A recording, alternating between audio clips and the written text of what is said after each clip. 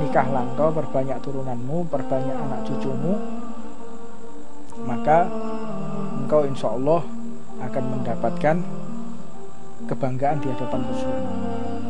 Banyak anak itu banyak rezeki. Makanya jangan kita gak usah KB ya, lapok KB gitu. Nanti kita tidak bisa membiayai. Anda tidak percaya kepada Allah berarti. Anda lebih percaya siapa? Percaya kepada manusia atau percaya kepada Allah? Terserah.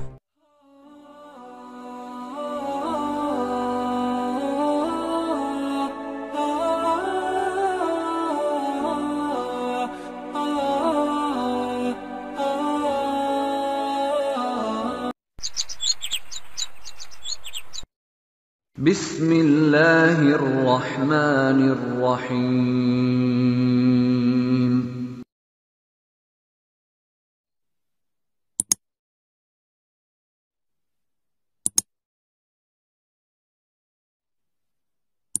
Assalamualaikum warahmatullahi wabarakatuh.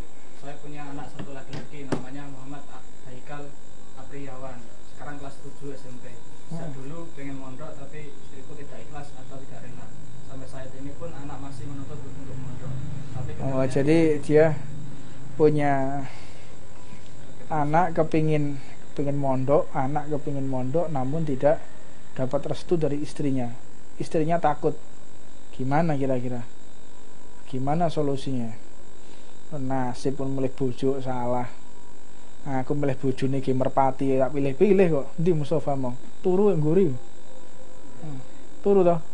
Ya jarno lah wis. Kayak guling lek sampe kayak bantal pisan. Saya mau pilih jodoh untuk merpati itu. Pilih-pilih ya sing apik, sing kena. Sampai milih bojo gak ngerti karakternya itu ya apa ceritanya. Makanya kenalkan anak itu cinta kepada Allah. Istri itu kenalkan cinta kepada Allah.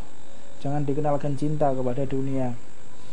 Kalau pertama kali wis mulai pacaran, yo sing ngawali dengan maksiat, nanti yang kamu bersamaku akan aku bahagiakan dengan mobil mewah.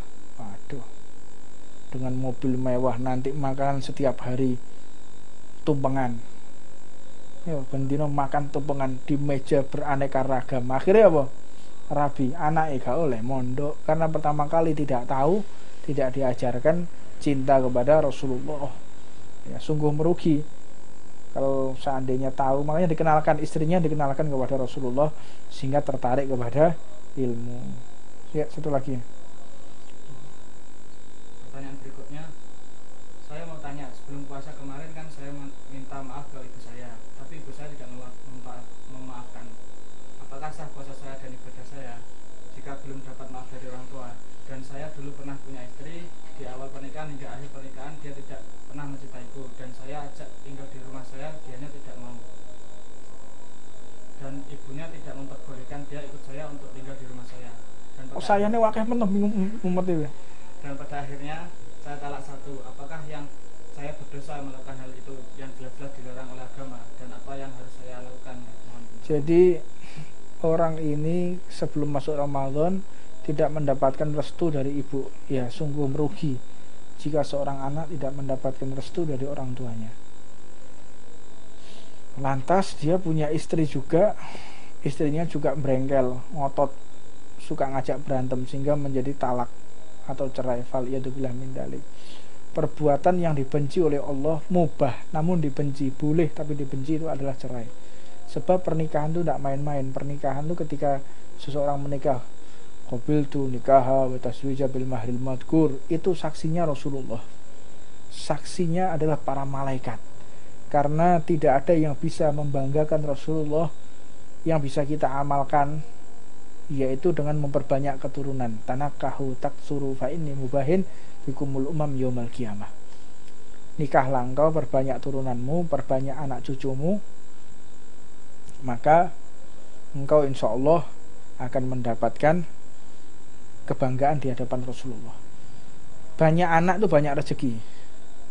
Makanya jangan kita gak usah KB ya, lapok KB gitu. Nanti kita tidak bisa membiayai. Anda tidak percaya kepada Allah berarti.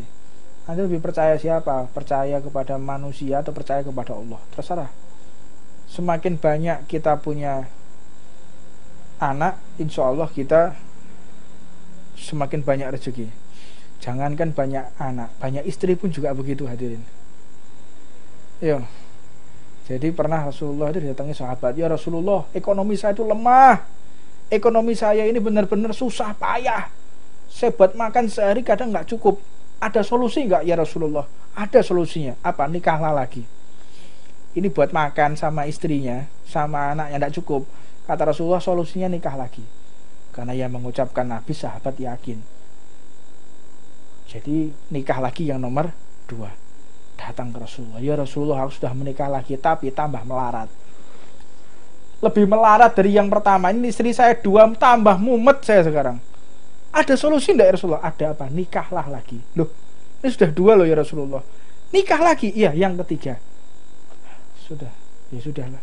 Karena Rasulullah yang menyampaikan dengan yakin, mahabbah, cinta kepada Rasulullah, ya akhirnya menikah lagi yang ketiga kali benar. Ekonomi tambah, nggak bisa makan, tambah kelaparan, nggak karu-karuan. Datang Rasulullah sama lemes. Ya Rasulullah, gimana ini ya Rasulullah? Sudah 3 istriku hamil semua. Mumet ini sekarang gimana? Ya udah, nikah lagi yang keempat. Bayangkan, istri pertama setengah mati lagi, istri 2 tambah setengah mati, istrinya 3 tambah repot lagi. Sudah istrinya 3 setengah mati kelaparan, kata Rasulullah, nikahlah lagi yang keempat. Insya Allah rezekimu dibuka oleh Allah. Ya sudahlah. Akhirnya begitu nikah yang keempat, langsung dibukakan rezeki oleh Allah Subhanahu wa Ta'ala. Jadi salah satu ikhtiar kita nggak punya duit, ya nikah lagi ya ikhwan. Coba banter-banter ya, kerungun di rumah belah ini. Ya. Nah, ya walhasil begini yang dimaksud. Terus pok jajal ngono diantemi kon. Melok-melok kan. Nah, ente ya anu. Yang kita kan, abang ini sekarang gimana ya? Ekonomi susah, kita boleh nggak abang menikah lagi? Wah, meneh dikai jangan racun sampean. Kudu jangan asam meneh campuri racun, mati kon. Nah, akhirnya intinya bahwa kadang hadis itu tidak bisa dicerna dengan akal sehat secara matematika. Hukum itu nggak bisa dihitung secara matematika. Namun jika sudah ada perintah dari Rasulullah, perintahnya Allah, maka perintah tersebut bisa menembus hukum matematika, hukum fisika, kimia, biologi, itu hilang semua. Karena ketaatan kita kepada Allah dan Rasulullah Shallallahu Alaihi Wasallam. Udahlah, taat aja. Taat apa yang diperintahkan Allah, perintahkan Rasulullah, kecuali menikah lagi dan nggak tahu lagi ya saya. Tapi hadisnya ada kok ya. Wallahu a'lam. Kalau ada yang mau nyoba-nyoba, itu yang bisa saya sampaikan. Insya Allah pertanyaan berikutnya akan saya jawab di keesokan hari. Wallahu a'lam. Dan hari ini hari spesial, ada nambah baru, sahib sahabat kita, Masli, sebagaimana kita berencana untuk tasmiyah, itu sahabatnya abahku. Ya, sahabat saya, sahabatnya abahku mulai cilik aku, Masli itu. Dulu namanya Mas Karmaji. Malam ini kita ganti, berharap kepada Sayyidina Utsman bin Affan.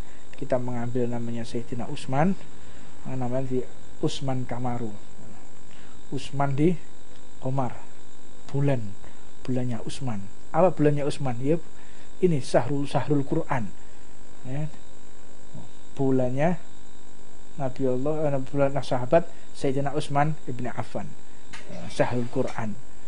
Quran yang kita pegang namanya Quran Utsmani. Quran yang kita punya namanya Quran Mushaf Utsmani, karena yang membukukan pertama kali Al-Quran itu adalah Sayyidina Utsman. Namanya Utsman Qamar.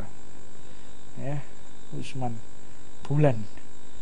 Ya Allah, mudah-mudahan diberikan panjang umur, sehat walafiat, dan didekatkan dengan Allah Subhanahu wa taala. Wallahu a'lam fi hadi jalsah wa alam ana habibana Umar bin Habib alamin habib Ahmad bin Abdul Bakar Bari wal hadirin min Fatihah.